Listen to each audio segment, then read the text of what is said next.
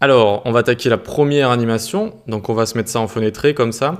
Et voilà, n'hésitez pas du coup à baisser comme ça votre projet à droite, histoire d'avoir les trois box à chaque fois. Alors je crois que oui, dans le projet terminé, j'avais mis un point d'exclamation. Ici, j'ai pas mis de point d'exclamation. Bref, c'est pareil. Du coup, on va faire notre première animation qui consiste en du coup la barre du milieu qui va s'échapper vers la gauche et disparaître, et les barres en haut et en bas qui vont se rejoindre comme ça en effectuant une rotation et se fermer comme ça dans une croix. C'est assez sympa, c'est assez facile à faire, vous allez voir. Et donc j'ai classé les animations du plus facile au plus dur de manière générale, d'accord, voilà, histoire que ça commence tranquillement. Donc juste avant, il faut nous faire un tout petit truc en JavaScript. Donc on va juste faire un événement clic sur nos boutons. Donc ici, on va se créer un script.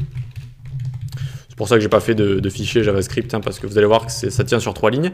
Ici, ce qu'on va faire, on va mettre dans une constante all_btn, voilà, tous nos boutons, est égal document.querySelectorAll, querySelectorAll, ici, pour sélectionner à chaque fois tous nos comptes lignes comme ça.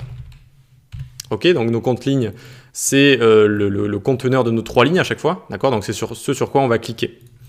Et donc là, le querySelectorAll, ça nous donne du coup un tableau avec tous les éléments HTML compte ligne. Voilà, c'est ça qu'il faut comprendre. Du coup, on prend ce tableau qui contient tous les éléments, on fait .forEach pour chaque élément de ce tableau, donc pour chaque bouton.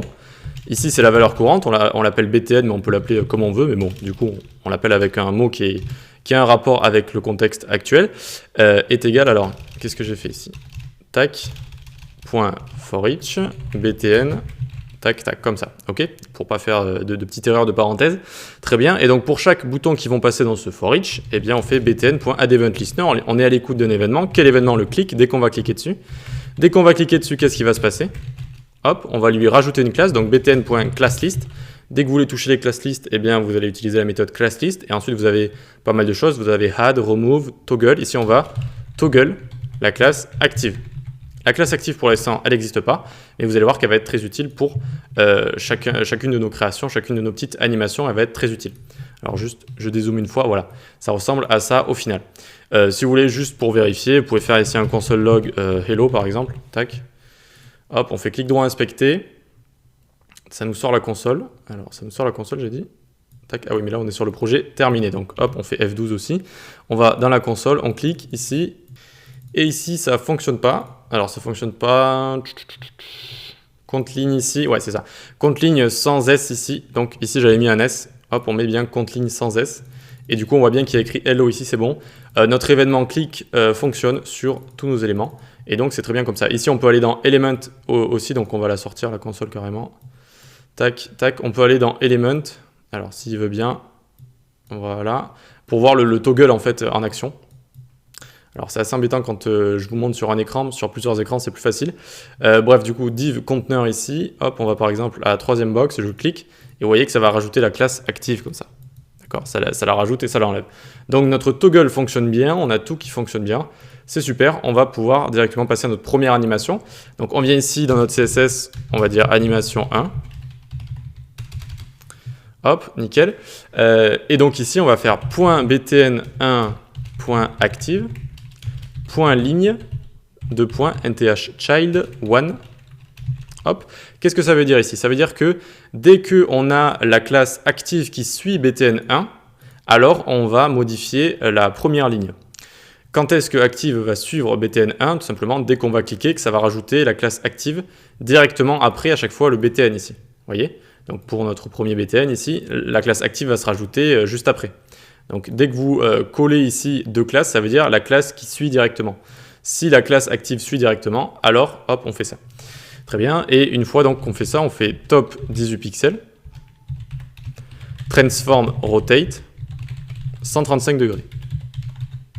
Tac, donc maintenant si je clique, regardez, hop, on va avoir ici notre barre du haut qui va se déplacer de 18 pixels de haut en bas et qui va effectuer une rotation comme ça. Ok, on va pouvoir prendre ça, le coller une fois, hop, 2 fois. On va juste changer à chaque fois, donc ce sera pour la barre 2, puis la barre 3. La barre 2, on a envie de lui faire des choses différentes. On va juste faire transform, translate sur X, donc de gauche à droite. On va lui mettre moins 20 pixels, ça va la faire glisser vers la gauche. Et opacity 0. Voyons voir. Alors, hop, hop. Hop, alors c'est normal pour l'instant qu'on ait nos 3 lignes, vu qu'ici on lui a mis la même chose à notre troisième ligne qu'à la première, mais on voit bien que notre barre du milieu glisse vers la gauche, comme ça c'est exactement ce qu'on veut. Et maintenant, essayez de deviner peut-être ce qu'on doit faire pour notre troisième ligne ici. Et donc ici on va lui mettre moins 135, hop, et du coup ce qu'elle va faire ici, le top 18, elle va remonter. Vous allez bien comment ça elle remonte, on lui met top 18, ça va remonter, parce que de base, notre troisième ligne, elle est placée à 36 pixels du top. Donc là, elle va remonter jusqu'à 18 pixels du top. Donc elle va remonter en fait.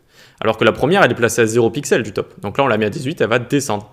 Donc celle du haut descend, celle du bas remonte, tout en tournant pour se former comme ça en une croix. Et que dès qu'on clique dessus, on enlève la classe active. Du coup, ça, c'est plus vrai. Du coup, ça revient à sa position initiale qui est ceci. Voilà. Voilà, donc une première animation assez facile, sympa, hein, elle est assez sympa, assez facile à faire, donc n'hésitez pas à la reproduire directement dans vos sites ou vos applications.